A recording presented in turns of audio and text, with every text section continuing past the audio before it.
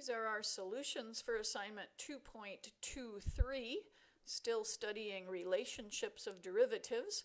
In question 1, we're looking for a graph whose slope is always positive, but in the first case, we want those slopes to be positive and increasing. So in other words, the graph is rising and it's rising faster and faster. So you want to think of a graph that is concave upward. So an example of such a graph would be perhaps x cubed or x squared. And here let's just restrict our domain to be 0 to infinity. So remember that concave upward means that the slopes of the tangent lines are getting larger.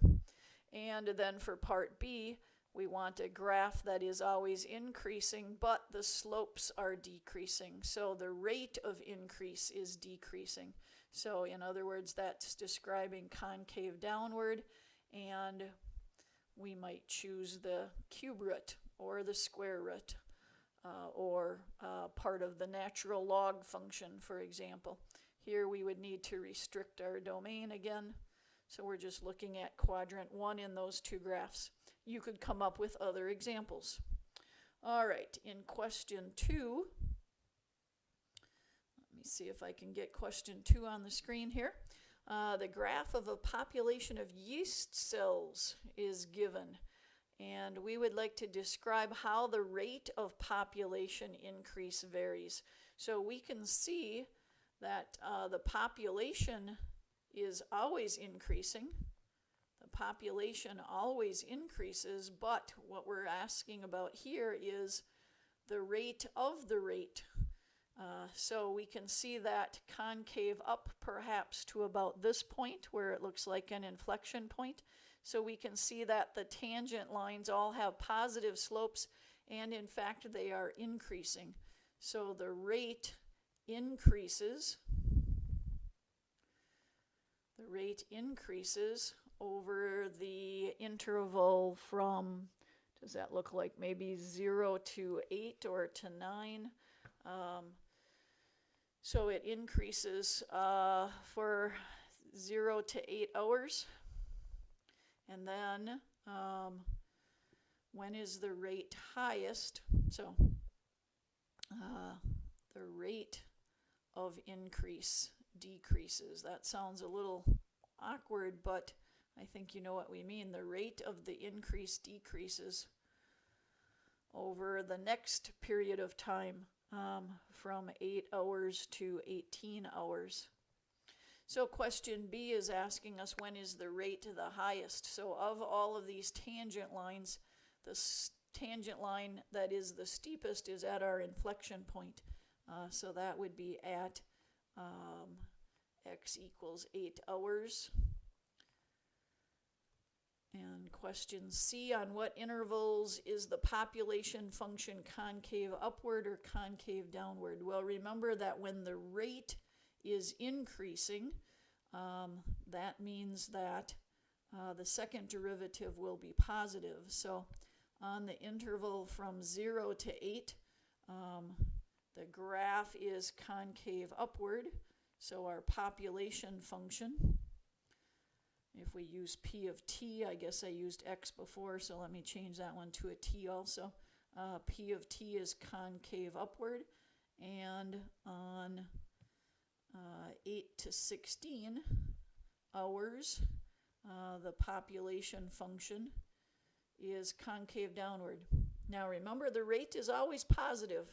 It's just the rate of the rate that we're now referring to. So estimate the coordinates of the point of inflection. I guess I've already committed to 8, and that might look like 400. So I think the inflection point 8 comma 400, if I can squeeze that in there. All right, question 3. A particle is moving along a horizontal straight line. So this is going to give us its position or distance. So this is the distance that it's traveled from its starting point. So the idea here is that as this graph is increasing, the particle would be moving to the right. And then once we hit this section where the distance is decreasing, then the object would be moving backwards to the left. Remember, this is all happening on a single horizontal straight line. And then when we get to number 4 or hour 4 or position 4, whatever this time is, seconds, hour, so we would actually be able to tell when this is moving by the slopes. So remember that we've already heard that the derivative of a position function will be the velocity function. And when velocity is positive, then the object is moving to the right. So when the distance is increasing, the velocity is positive. Those are synonyms for when the object is moving to the right side. So it is moving forward on 0 to 2 on this interval, and it is also moving forward when it's positive slopes from 4 to 6 or wherever this graph ends. And the particle is moving, that's when it's moving right. I better clarify, I guess we have to clarify both of these. So I'm not quite ready. Let me erase here. We've got an answer on the other part is kind of obvious, I guess, at this point. So on 2 to 4, on time from 2 to 4, the object is moving to the left. So when the slope of a position function is negative, its velocity is negative, and it's moving to the left. Question B says, when does the particle have positive acceleration or negative acceleration? So acceleration, now we've heard, is the second derivative. It is the rate of change of the velocity.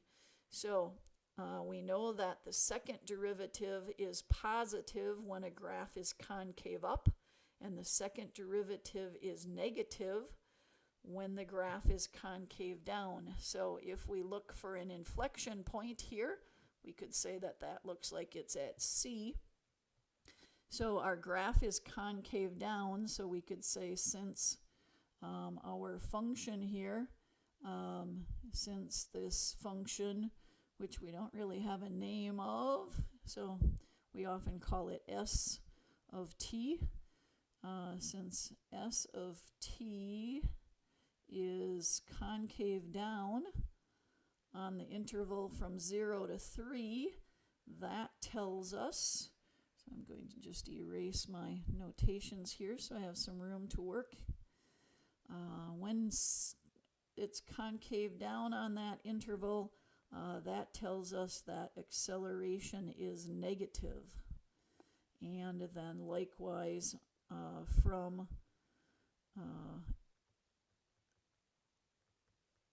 3 to 6, we have the graph being concave upwards, which I wrote incorrectly there.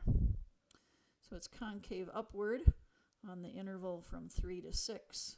So that means acceleration is positive. So acceleration is the second derivative. Second derivative positive is equivalent to concave up for the original function. Second derivative negative is equivalent to concave down. All right, in question 4, use the given graph of f to estimate the intervals on which f prime is increasing or decreasing. So again, we're talking about the rate of the first derivative, so we're talking about the second derivative. So we know that over this interval, we know that f is increasing, and that tells us that f prime is greater than 0. But our question here isn't about the original graph or the first derivative. Our question here is, when is f prime going to be increasing? So if I finish my notations here, I could say on this interval we know that f prime will be less than 0, and from this point to this point we know that f prime will be greater than 0. I should have given myself more space here, sorry. And on this interval f prime of x will be less than 0. but now we're asked about the second derivative, so then we want to look at concavity. So I see an inflection point here and about here, so I'm going to say an inflection point at 2, and this one, to keep it simple, we'll say another inflection point at 5. So since our graph is concave down, since f is concave down, that tells us that f prime of x, the slopes in other words, are decreasing. So f prime is decreasing, and that tells us that f double prime will be negative. And then from 2 to 5 rather, we have f is concave upward, so that tells us that f prime is increasing, and that means the same thing as saying that f double prime will be greater than 0.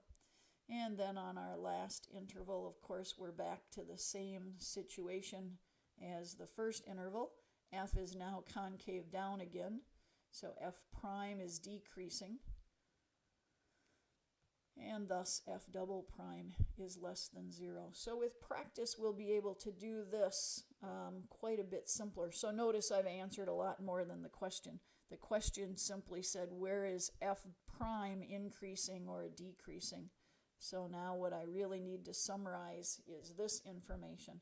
So f prime is increasing on the interval from, I kind of missed it there, f prime is increasing on 2 to 5.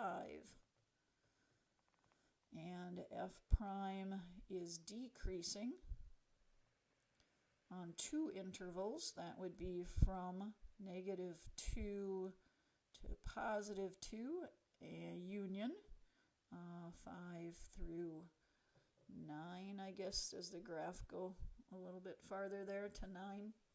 All right, if you put infinities on the outside, by the way, that's okay. Sometimes it's hard to tell whether these graphs are meant to continue in both directions.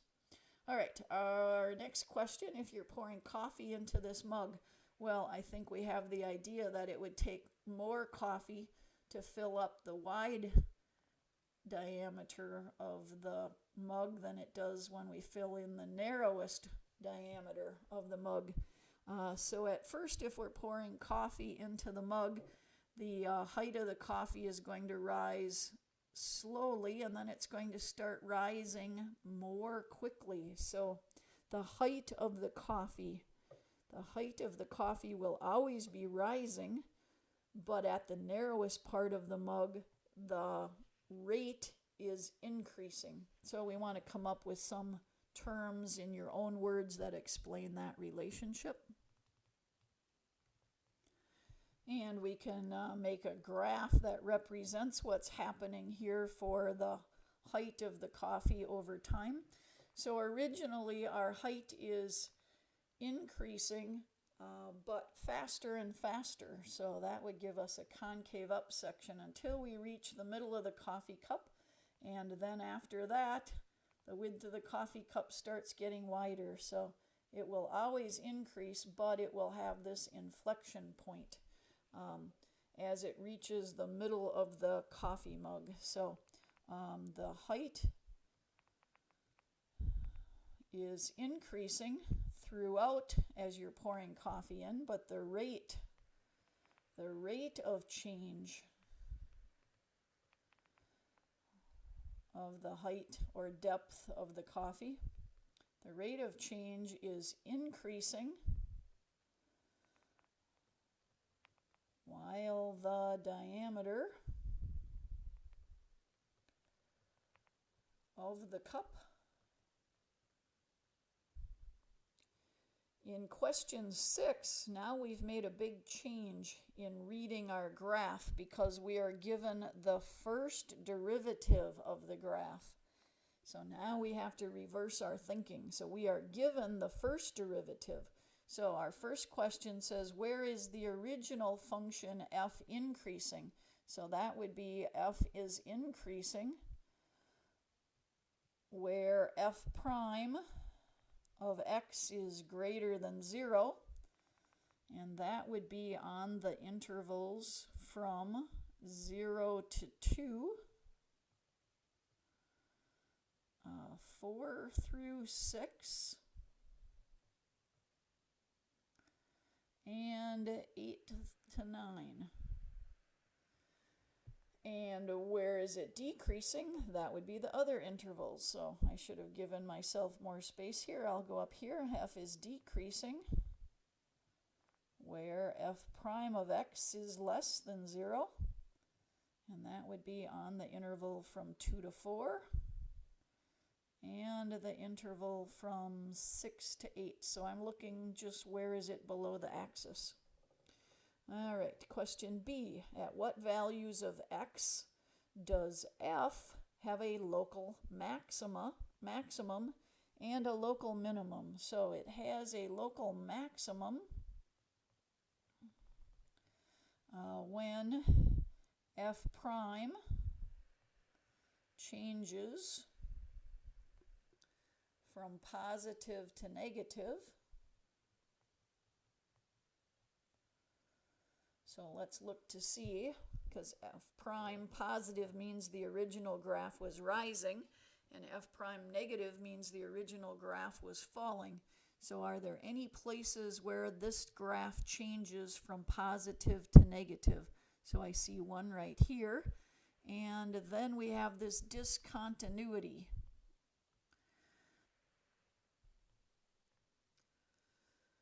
So remember that this could be a discontinuity here where we have the jump. The discontinuity is in f prime, however. Remember, we were told in the problem that f itself was continuous. So we know that it must have a corner at 6. So on one side, the left derivative is positive and the right-hand derivative is negative.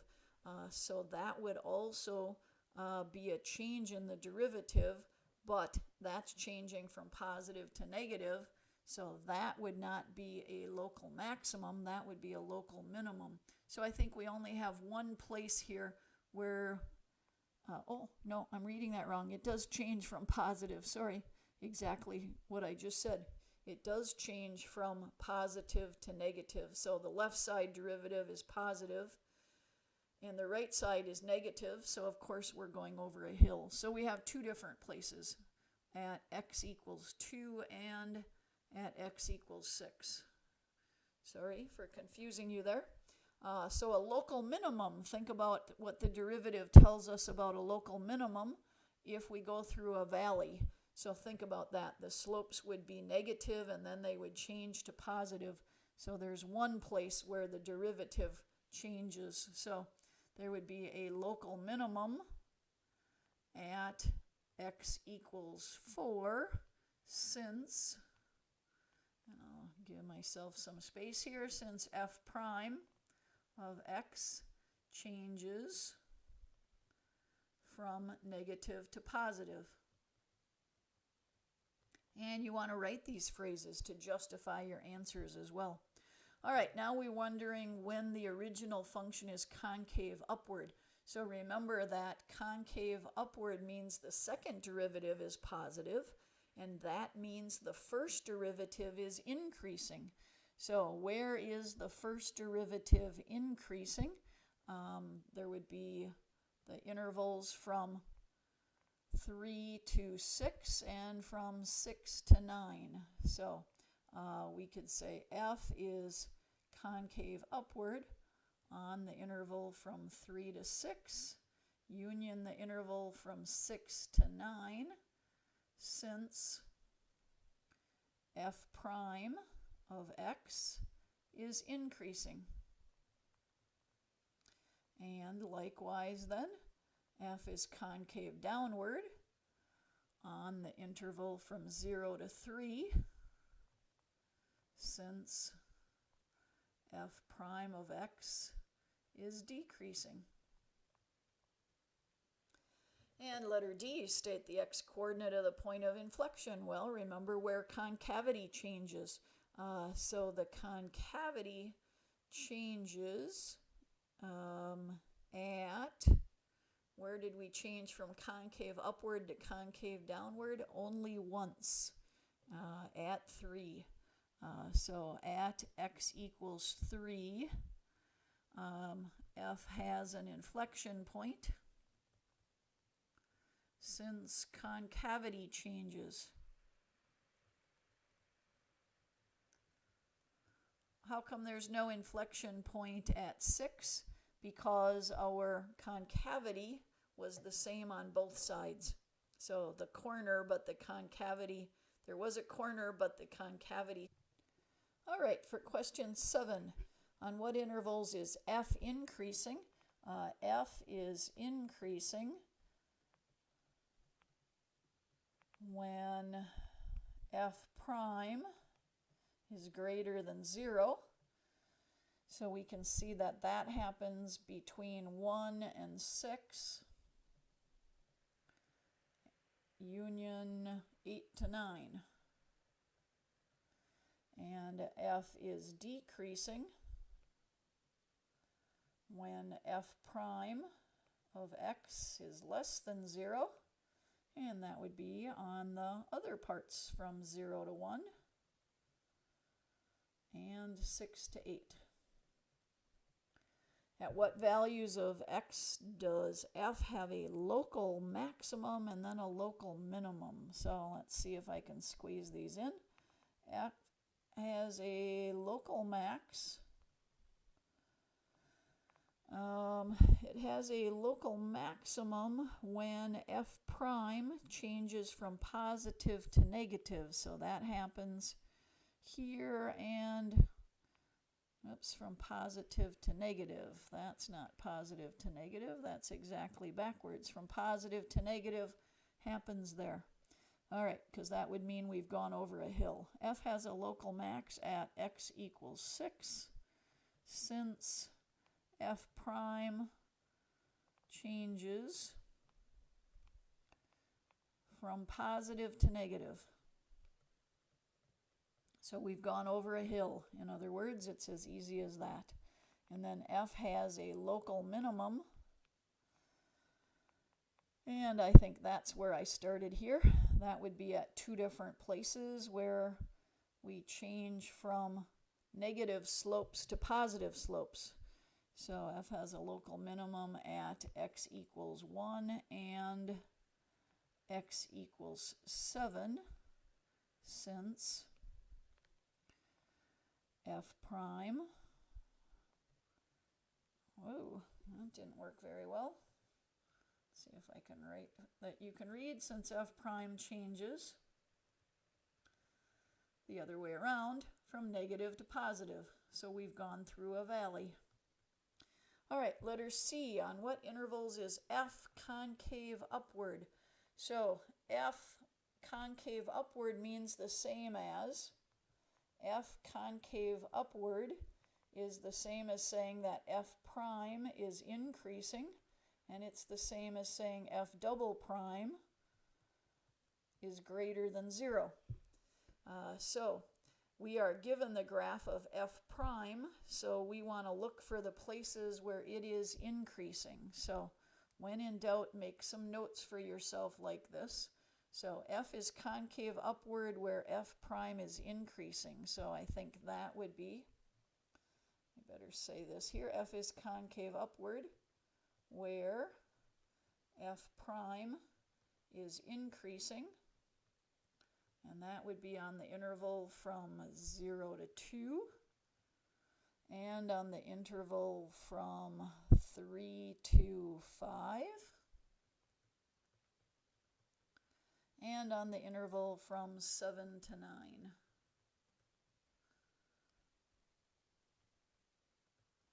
All right, and then likewise, of course, concave downward, I think we've got the idea. Let me put it in here. So F is concave downward where F prime is decreasing. And that happens on the other intervals from 2 to 3. Union 5 to 7. And letter D, state the points of inflection. Well, where concavity changes, we have a point of inflection. So we've just answered that question. So we can see that at 2, our graph of F changes from concave upward to concave downward.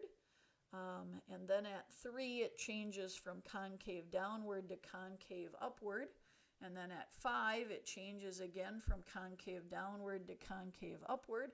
And at 7, it changes again. So it looks like we have 4 inflection points.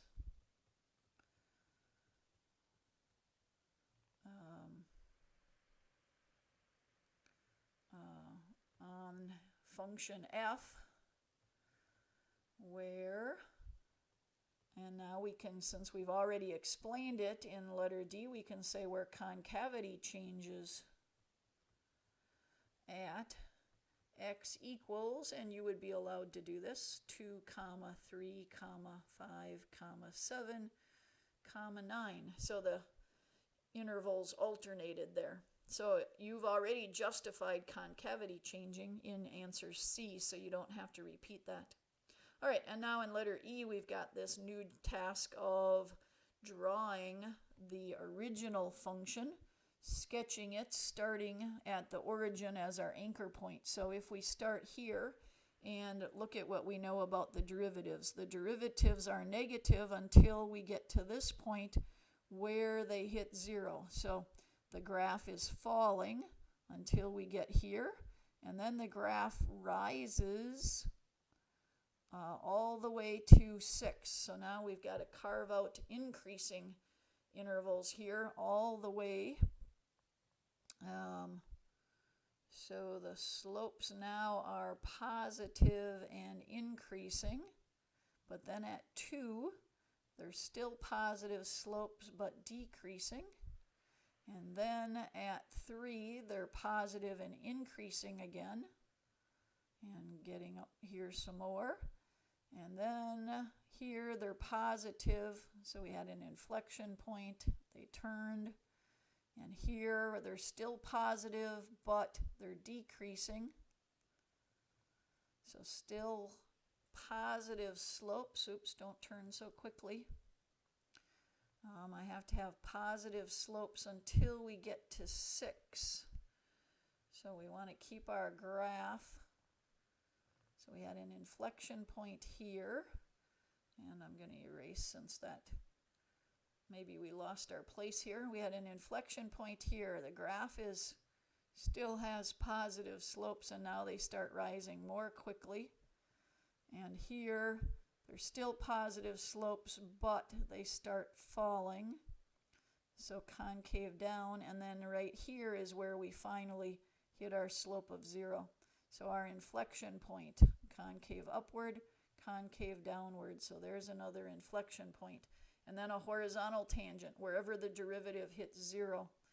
And then we've got negative slopes, and they are negative, but then they start increasing again still. So negative, and then they start, there's our inflection point again. So right here's another inflection point, and then our slopes are positive. So remember that our graph has to have horizontal tangents wherever the derivative function hits 0. So that was a lot to squeeze in a small graph. All right, sorry our video is getting long here, but we're almost there. In question 8, we want the first derivative to always be negative, so our graph has to be decreasing, but we want the second derivative to be positive, so we want a graph that is concave upward, so a graph that is decreasing but concave upward, so some sort of graph like this would do it, and that's all we needed to do, sketch a function. All right, and now we need to sketch a function that has these qualities. So at 0, 4, we have horizontal tangents. So at 0 and 4, we want to have horizontal tangents. And f prime is greater than 0 for every value less than 0. So f prime greater than 0 means our graph is increasing up until 0. So our graph is increasing everywhere until we get to 0. And then it has a horizontal tangent. And then we need it to have another horizontal tangent when we get over to 4. And we better read some more before we continue. We want the derivative to be negative between 0 and 4. Or if x is greater than 4. So we need just a saddle point, I think. So we want to have negative derivatives till we get to 4. And then negative again. So we want a graph that reaches a saddle point. Maybe I better read some more. F double prime is greater than 0. That would be concave upward between 2 and 4. Concave upward between 2 and 4. And then f double prime less than 0, concave downward when x is smaller than 2. So our inflection point was supposed to be here. And then at 4. All right, so I think that we have a saddle point here at 4. I think we'll be okay. So something like that graph should do it. And you might have that at a different height or location, but some shape that satisfies those conditions. All right, now we actually want to do some algebra. So let's get our power rule here. So our original function, if you write it in factored form, factor out an x, and we'd have x squared minus 1. So then we would be able to see that our original function has intercepts at 0, 1, and negative 1.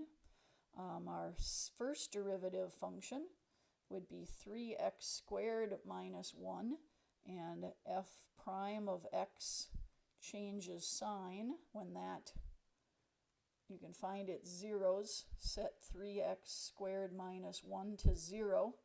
So that would be at plus or minus the square root of 1/3. So it changes sign twice at x equals plus or minus the square root of 1/3. Or 1 over the square root of 3, of course, is the same thing. And our second derivative is 6x. So our second derivative changes sign at x equals 0. So now we're actually doing the work algebraically.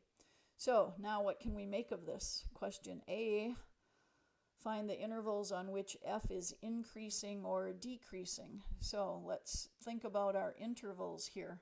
On the interval from negative infinity to negative 1 over the square root of 3, you could try a value and find out what would happen to its first derivative. So if you put in a number like negative 100, can you see when you square this that f prime will be positive on that interval? So on this interval, and then probably alternating, so we're going to save a space there, f prime of x will be greater than 0. So f is increasing. And on the interval between those two, so from negative 1 over the square root of 3 to positive 1 over the square root of 3. And now let's just check that out. 0 is an easy number to test. Put 0 into your f prime function, and you'll see that we would have a negative 1. So there, f prime of x is less than 0. So f is decreasing. You only need to test one number in the interval. All right, so then our next interval is going to be back up here when we get from 1 over the square root of 3 to infinity. And you can convince yourself, if you put in a positive 100 for x, that you're back to having positive derivatives.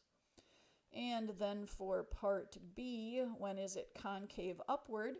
So this was our answer for part A. So part B it will be concave upward when f double prime is positive. So 6x is greater than 0 when x is greater than 0. So f is concave upward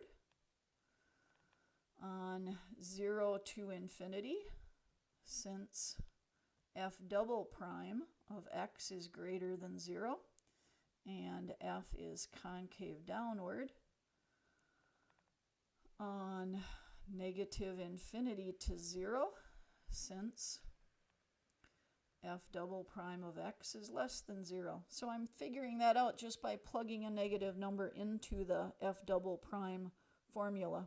And then letter C, points of inflection. Well, it changed concavity at 0. So the point of inflection happens at 0 for the x coordinate, and we can go back to our original function.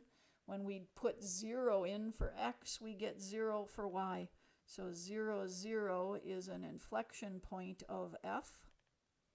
Since, and you can either say since f double prime changed signs, or you can say since concavity changed. And you've already covered your proof of that in your previous answers. And I think we finally made it.